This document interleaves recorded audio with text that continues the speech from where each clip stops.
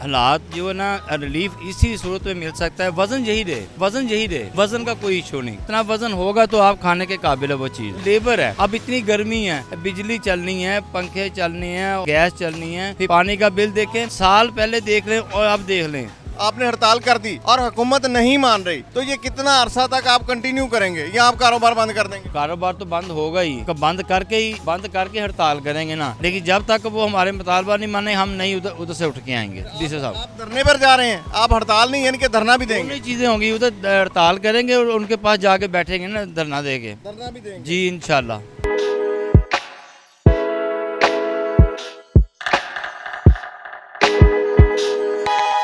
अस्सलाम वालेकुम नाज़रीन, आप देख रहे हैं उर्दू क्रॉनिकल और मैं हूं हमाद सईद। हमेशा की तरह हुकूमत की जानिब से आवाम को खुश करने के लिए एक पैकेज दे दिया गया सस्ती रोटी का, और इस सस्ती रोटी के अंदर हुकूमत ने 16 रुपये की रोटी जो 100 ग्राम की होगी वो नान भाइयों को कहा कि आवाम को दें, और इसी तरह नान की कीमत जो 120 ग्राम का होगा उसको 20 रुपये उसकी कीमत तय की है।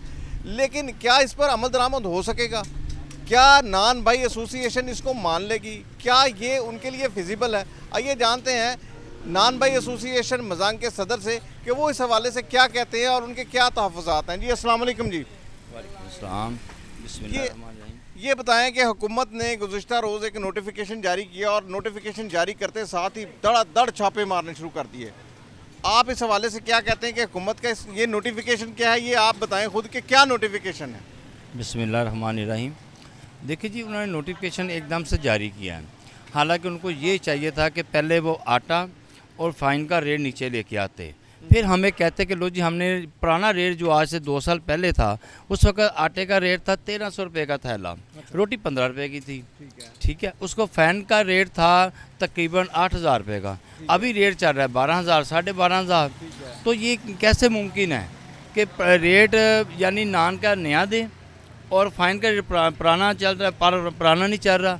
तो इसमें क्या कर सकते हैं?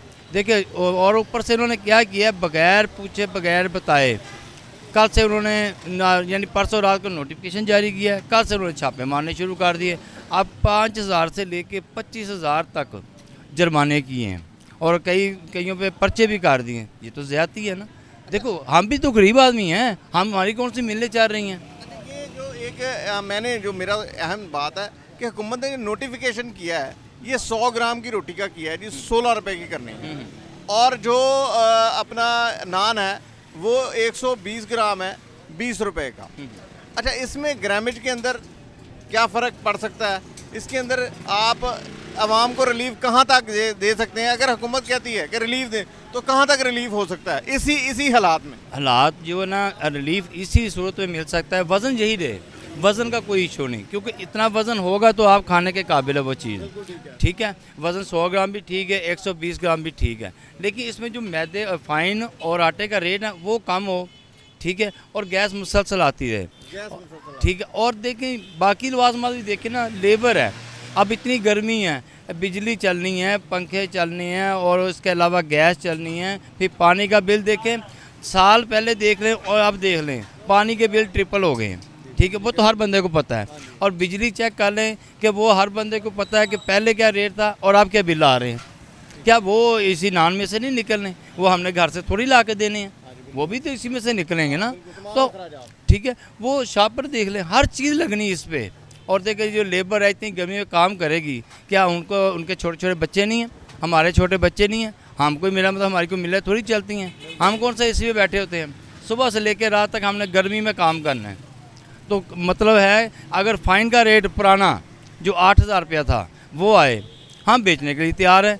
आटा का रेट 1300 रुपये थैला आए, हम बेचने के लिए तैयार हैं। फिर कोई कहे भी फिर आपको हमें जुर्माना करे, हम देने को तैयार हैं। वज़न यही ठीक है, वज़न कोई इशू नहीं। ये एक और अहम बात ये है कि आप कह रहे हैं हुकूमत ये तकाजा कर रहे हैं कि हुकूमत इन चीज़ों की कीमतों को कम करे या कंट्रोल में लेके आए।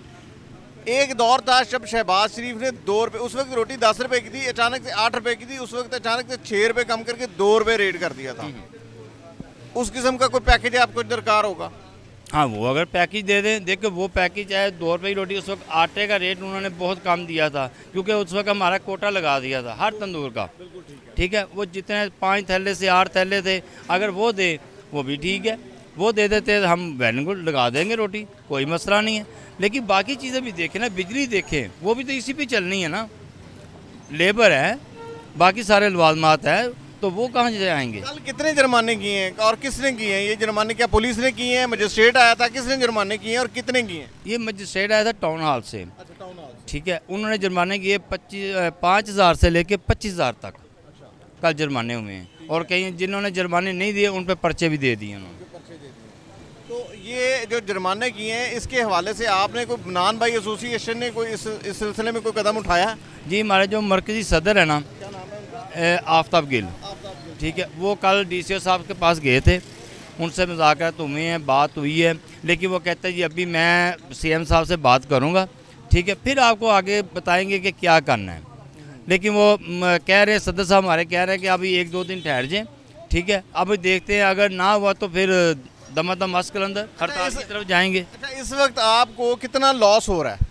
देखिए जी, एक चीज़ हम 25 रुपये में दे रहे थे, वो आपको 5 रुपये कम करेंगे तो जाहिर है वो लॉस तो होगा। कितना कि एक रोटी के पीछे अगर सपोज आपको 5 रुपये, आपने नान की कीमत 25 थी, इस वक्त 20 रुपये कर दी, तो आपको कितना लॉस हो रहा है?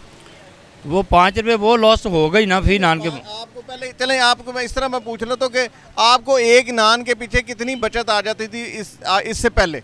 फ़र्ज़ करें हमें 2 रुपये बच रहे थे, 2 रुपये। ठीक है, फ़र्ज़ कर लें अगर 2 बच रहे हैं, 5 वो लगाएं और 2 ये, 7 रुपये तो हमें ये नुकसान हो गया फी नान के पीछे, ठीक है। और अगर रोटी 4 रुपये सस्ती की है तो 6-7 रुपये ये भी नीचे आ गई, ये भी हमें लॉस्ट है। यानी कि आपको एक जगह पे 7 रुपये और दूसरी जगह पे 6 रुपये नुकसान हो रहा है। बिल्कुल हो रहा तो ये नुकसान, इससे तो आपका कारोबार बिल्कुल ठप हो जाएगा। जाहिर है फिर इसका कारोबार ठप ही होगा। वो कहते हैं कि गरीब हमने नहीं रहने देना तो ना रहने दे, वैसे हमें गोली मार के मार दे एक ही दफ़ा, बार बार क्यों मारते हैं? कभी हमने आज पेट्रोल देखें,